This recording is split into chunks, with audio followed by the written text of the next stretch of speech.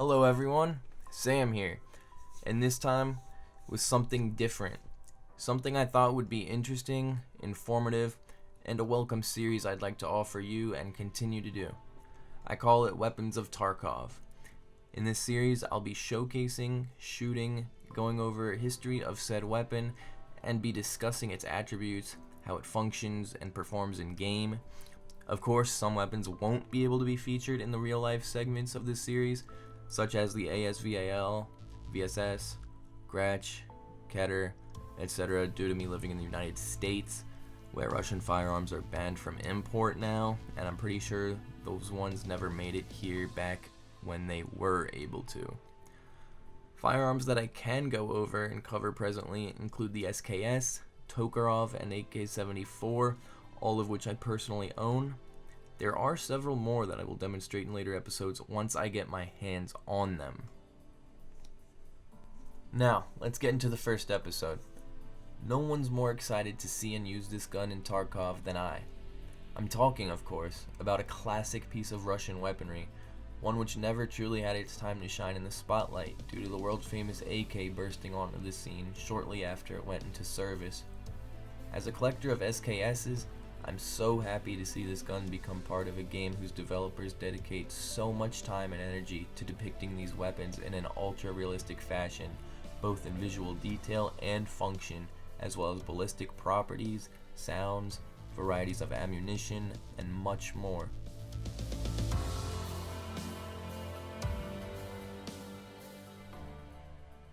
A brief history of the SKS carbine. SKS-45 stands for Self-Loading Carbine of the Simonov System, model 1945. It was designed by Sergei Gavrilovich Simonov in 1944 and went into service in 1945. In Russia, it was manufactured at the Tula Arsenal from 1949 to 1958 and at the Izhevsk Arsenal for just 1 year, 1953 to 1954. Although not in frontline service anymore, it is still used as a ceremonial and honor guard firearm. The SKS was manufactured in 8 countries and adopted in many more. Those countries which manufactured it include Russia, China, Albania, East Germany, North Korea, North Vietnam, Romania, and Yugoslavia. It is chambered for the 7.62 x 39 round, an intermediate cartridge designed to be, as its name suggests, something between the larger and more powerful 7.62 x 54R and smaller 7.62 x 25 rounds. I could go on and on talking about the history of the SKS, but I'll save that for a later episode. Here we have one of my SKSs, and since we're discussing Escape from Tarkov here, it'd be wrong to showcase any other SKS at the moment, other than the one that started it all. This is a Russian SKS, specifically one made at the Tula Arsenal in 1953. The SKS is loaded by stripper clip via the guide cutout in the bolt carrier, or can be loaded singly by hand, and if you wanted to, you could even load it through the bottom of the internal magazine. Some variants don't even use an internal box magazine, but instead take AK magazines.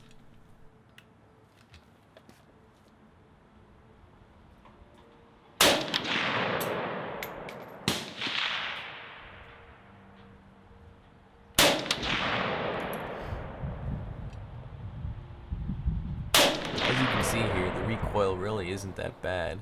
It's pretty minimal.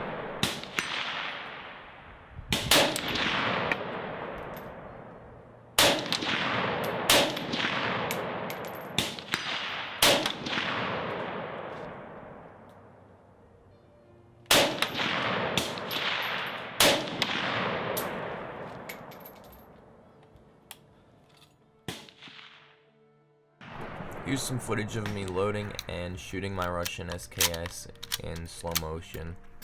It's not the greatest slow motion, but one day I plan on getting the cheapest high-speed camera I can afford.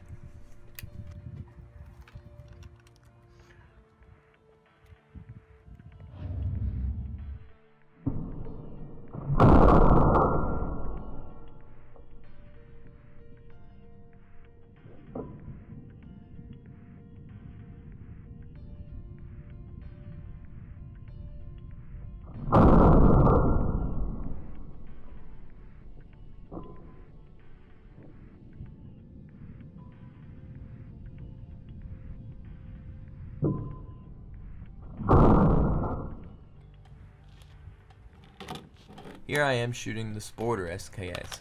As you can see, it accepts AK magazines.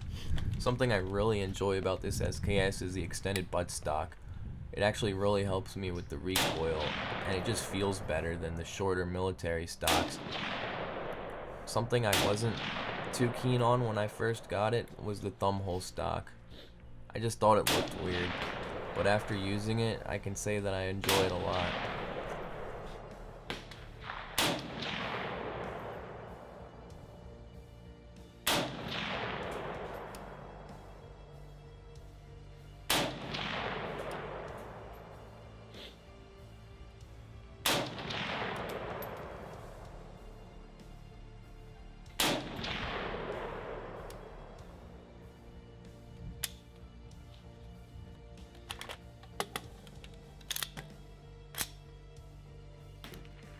And to add just a little bit more variety, here's me shooting a Yugoslavian M59 SKS.